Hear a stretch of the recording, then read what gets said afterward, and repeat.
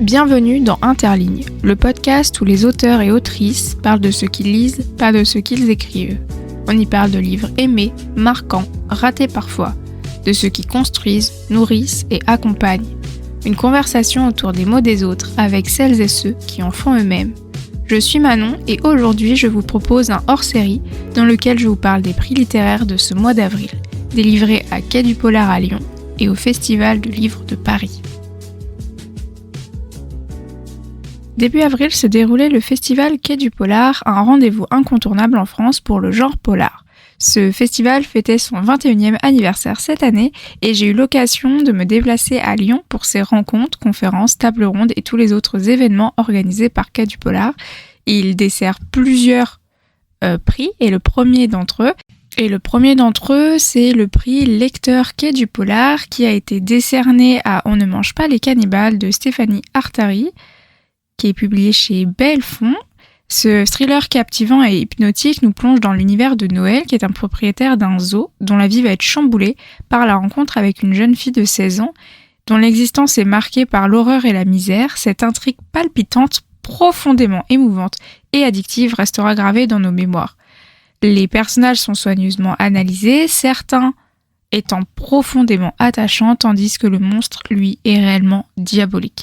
Une atmosphère étouffante et suffocante nous accompagne tout au long de ce récit, la tension est constante, et quand la détresse sociale rencontre la nature excluse et recluse, lorsque l'animalité broie les individus, quand des animaux donnent des leçons, que peut-on espérer de plus que de confronter la pauvreté humaine à une ménagerie enfermée dans un zoo, le décor parfait pour l'affrontement d'idées et d'émotions.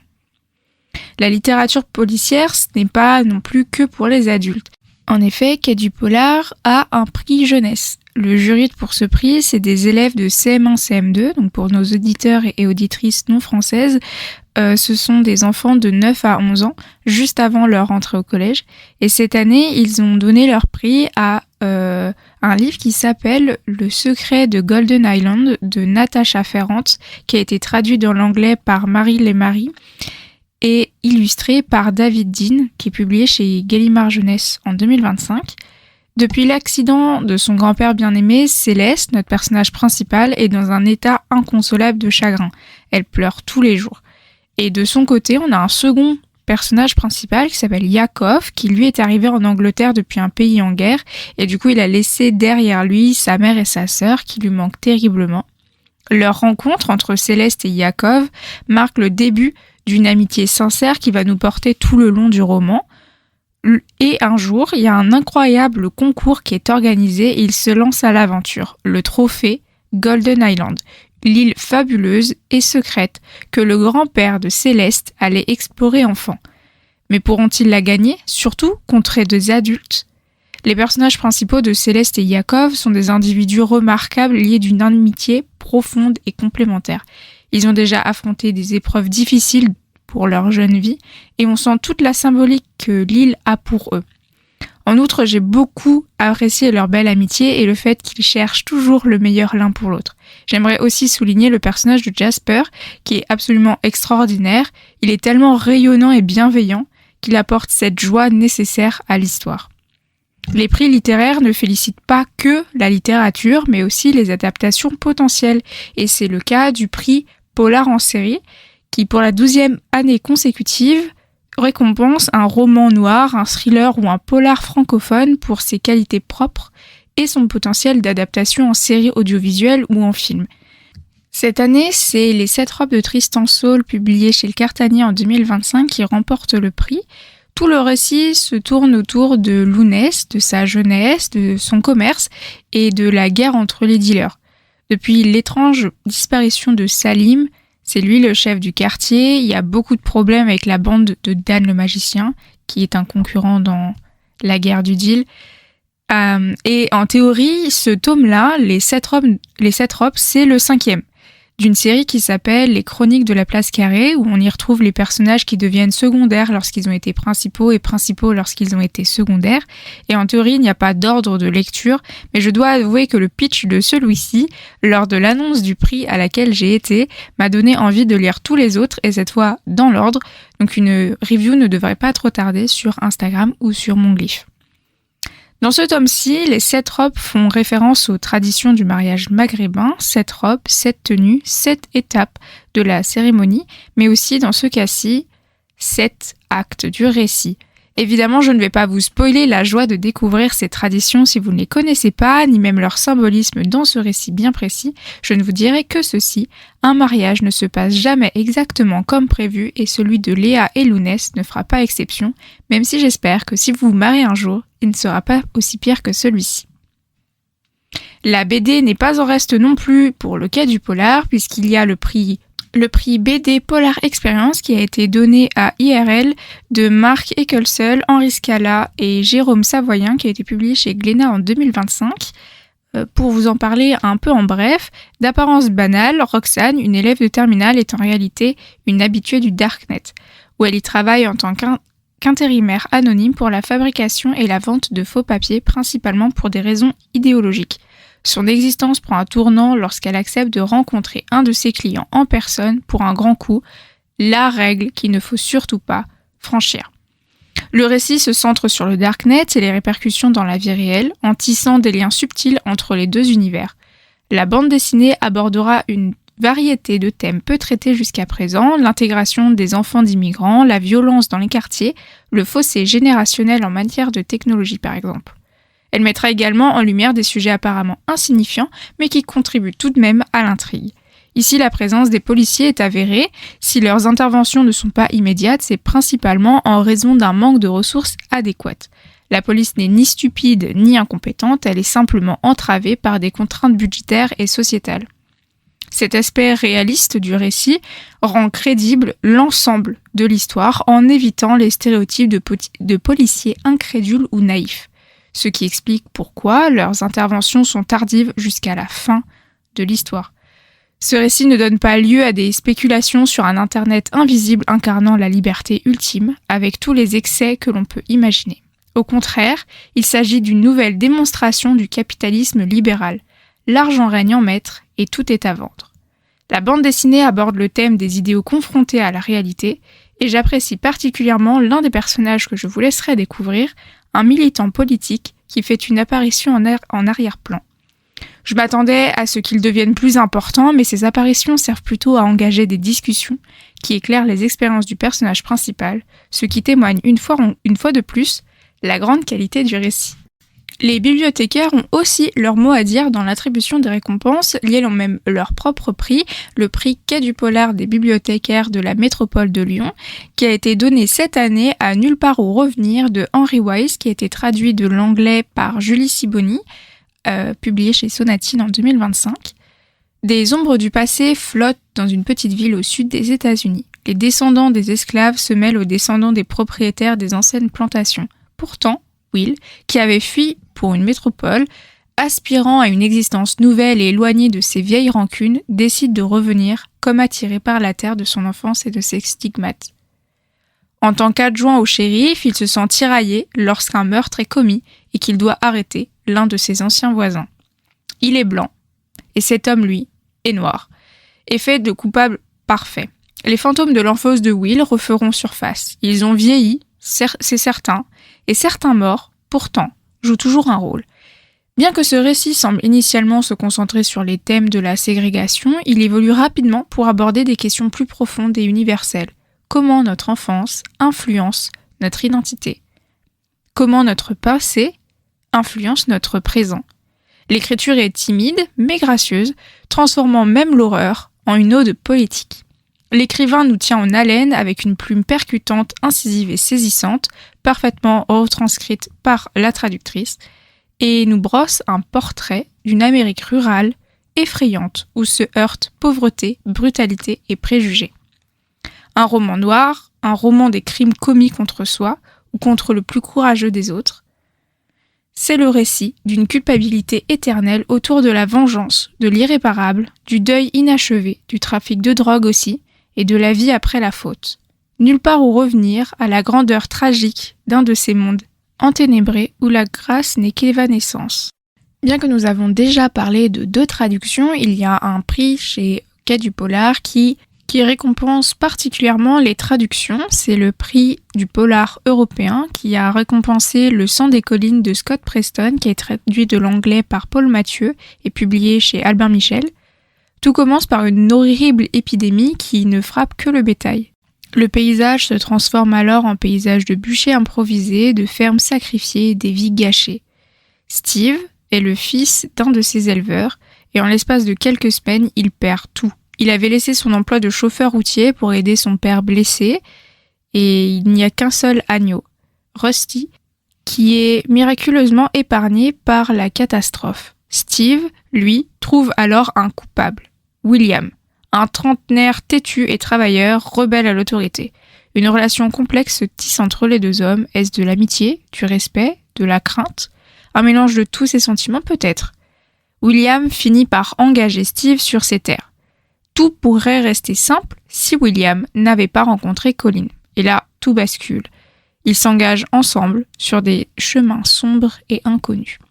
Le sang des collines, c'est un roman d'ambiance, une histoire entourée de noir, enveloppée dans des couches et des couches de grisaille, portée par des paysages anglais et taillée à la cèpe, hostile à ceux qui ne la connaissent pas.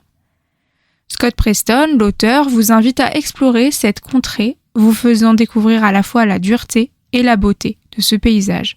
En toile de fond, on perçoit l'attachement profond pour ceux qui y vivent, leur amour pour leur terre, aussi brutal que puisse être le métier d'éleveur. Un roman de la terre, un roman d'hommes qui luttent, qui saignent. Le style est remarquable, teinté d'un humour sombre et désespéré, semblable à l'âme des personnages. Un récit sans compromis, qui nous offre une vision crue et sans artifice de la vie en milieu rural. Bien sûr, la fiction a bien sa place au sein du genre polar, mais des faits divers mis en mots peuvent aussi recevoir leur prix, comme celui-ci, le prix Polar Justice du tribunal judiciaire de Lyon. Le prix Polar et Justice est décerné chaque année à une œuvre littéraire de non-fiction, une enquête, un true crime, un témoignage, ayant un lien avec la justice ou avec des faits divers. Le jury est constitué de magistrats du tribunal judiciaire de Lyon, de professionnels de la justice, d'une journaliste de Libération et d'une représentante du Quai du Polar, ainsi qu'un invité d'honneur. Cette année, le roman qui a eu le prix, c'est La collision de Paul Gasnier, publié chez Gallimard en 2025. En 2012, en plein centre-ville de Lyon, une femme décède brutalement, percutée par un jeune homme en motocross qui fait du rodéo urbain à 80 km/h. 10 ans plus tard, son fils, qui n'a cessé d'être hanté par ce drame, est devenu journaliste. Le titre et le texte ne se limitent pas à la rencontre physique entre les deux entités, mais évoquent plutôt l'affrontement symbolique entre deux univers, celui d'une femme enracinée dans une existence stable et celui d'un jeune homme emporté par un tourbillon de précarité, de vagabondage et de déterminismes sociaux. Ce récit brutal d'un face-à-face révèle les fractures profondes d'une société où certains chemins ne se croisent que dans la violence. L'auteur ne cherche pas à opposer, mais à tendre l'attention, à explorer ce que cette rencontre dit de nous et de nos institutions. Ce livre, qui transforme la douleur en parole, se distingue par sa force, grâce à son écriture remarquable et sa réflexion large, nuancée, ainsi qu'à son intégrité morale irréprochable. Il s'agit bien plus qu'un simple témoignage.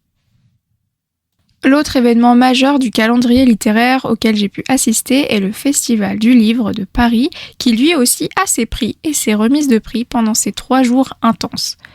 Je vais juste faire une petite mention pour commencer, c'est la mention du prix Gottlieb 2026, La physique pour les chats. Je n'ai pas lu cette BD, donc je n'ai pas d'avis, mais c'est ce titre-là qui a remporté le prix Gottlieb cette année. Au Festival du Livre de Paris, les lycéens ont également l'occasion de découvrir des livres et leurs auteurices, mais aussi de décerner plusieurs prix dans différentes catégories.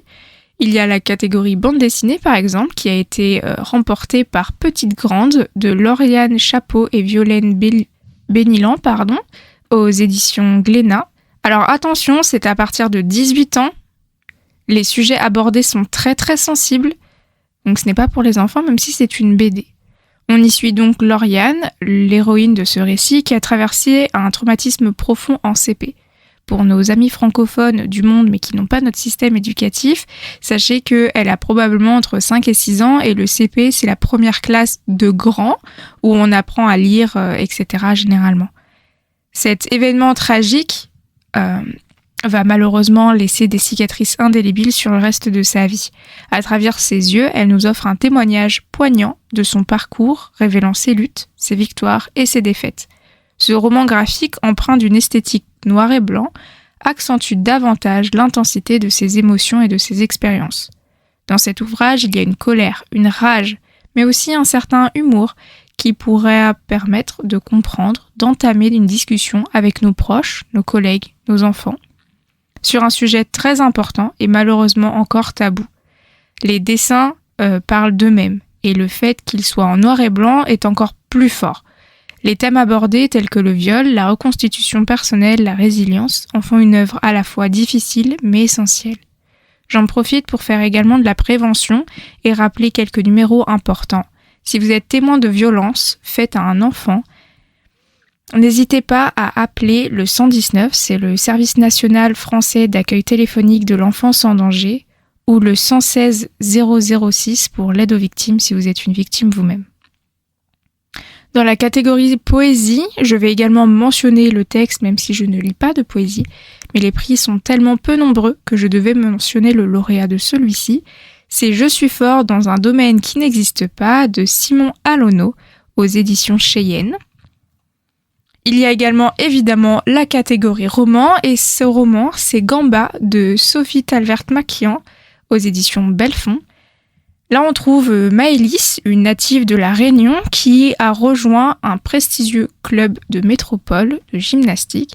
Son talent lui permet de participer aux plus grandes compétitions d'équipe de France. Cependant, elle évolue dans un environnement ultra compétitif où les blessures sont monnaie courante et est profondément affectée par sa situation familiale vu qu'elle est éloignée de sa famille qui est restée en Réunion.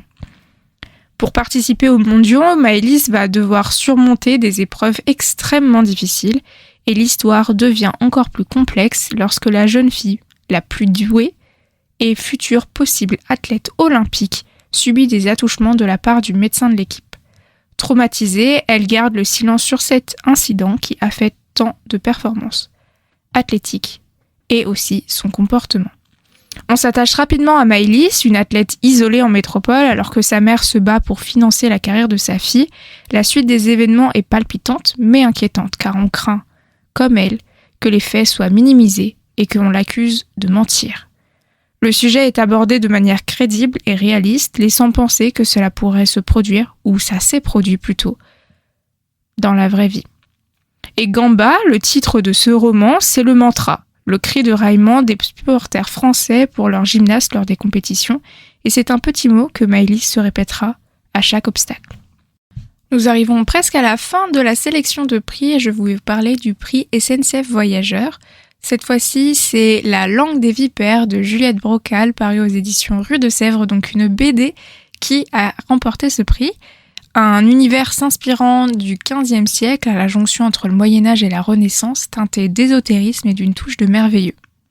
L'intrigue se déroule dans une hiérarchie ecclésiastique, donc les moines, les prêtres et les abbés, ainsi qu'une galerie de personnages qui se révèlent progressivement au fil de l'histoire. Ici, la magie ne se manifeste pas par des combats épiques, ni par des incantations éclatantes. Elle réside dans la langue, un savoir mystérieux qui permet de voir le monde sous un autre angle, de saisir ce qui échappe au regard ordinaire, des fragments du passé, des aperçus du présent dans des lieux différents, parfois distants. L'univers de cet album est complexe et Juliette Brocal ne nous fait pas de longues introductions. Elle nous plonge directement dans l'action, nous faisant découvrir progressivement l'univers et les personnages au fil de l'histoire. Il faut donc s'accrocher un peu au début de l'histoire avec l'impression de se joindre à un groupe où tout le monde se connaît déjà et où les codes ne sont pas évidents. Mais rapidement, on se laisse captiver par l'histoire au point de ne plus pouvoir décrocher du livre, tant qu'on est pris dans ces intrigues. En effet, ici, le destin des deux jeunes protagonistes s'inscrit dans un destin plus vaste où la politique et le pouvoir sont en première ligne. La bande dessinée est visuellement somptueuse, les dessins y sont délicats et soignés, avec des influences picturales manifestes. L'architecture, les tissus et les regards contribuent tous à cette atmosphère feutrée, presque sacrée. On a l'impression de feuilleter un manuscrit ancien illuminé, où chaque case nous invite à contempler les détails. Je dois avouer tout de même que pour une fan du genre de l'imaginaire, l'intrigue de ce livre était prévisible. Cela ne me dérange pas particulièrement, mais je sais que certains lecteurs et lectrices apprécient être constamment surpris.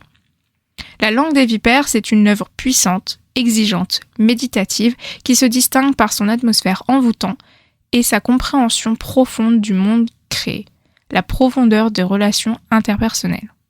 Et finalement, un prix qui me tient particulièrement à cœur en tant que traductrice de l'allemand, c'est le prix Frank Hessel, qui est un prix franco-allemand créé en 2010, qui récompense chaque année un tandem d'auteurs français et allemands. Il met en avant des œuvres contemporaines, jugées prometteuses et susceptibles de circuler dans l'espace littéraire européen, notamment par la traduction. Et ce prix donc distingue pas un, mais 2 livres, un français et un allemand. Le français, c'est Les Forces de Laura Vasquez, et l'allemand, c'est Innerstadt-licher Tod de Christoph Peter, que l'on pourrait traduire par Mort en centre-ville. Les forces, donc, de Laura Vasquez, c'est en une phrase, qui est d'ailleurs la phrase qui ouvre la 4e de couverture, l'histoire d'une fille qui n'est pas d'accord avec l'ordre social. La narratrice est convaincue que la société n'est que mensonge et aliénation. Et comme Dante, elle se plonge dans cet enfer à la rencontre des damnés. Dans ce récit, une écriture hachée, une tonalité introspective et une succession de temps fluctuants donnent naissance à une voix vulnérable qui cherche un sens. Le monde de la narratrice est dominé par une myriade de forces biologiques, culturelles, économiques. Comment survivre dans un tel univers ? Nous nous engageons dans une spirale réflexive prolongée, accompagnée d'une promenade à la découverte de personnages intrigants rencontrés dans des bars, des maisons ou des sectes. Chacun de ces individus propose une déclinaison des impasses linguistiques, de l'absurdité des pièces de théâtre sociales ou de l'illusion du libre arbitre. Laura Vasquez nous convie à une expédition dans les méandres de sa pensée, à découvrir comment elle perçoit le monde qui l'entoure. Il s'agit d'une visite commentée qui explore son rapport au monde, mais également d'un appel perdu dans l'étendue infinie. C'est aussi une lutte pour contrer les influences de la condition sociale. C'est une quête qu'elle exprime à travers sa poésie unique. Préparez-vous pour tout, préparez-vous à rien.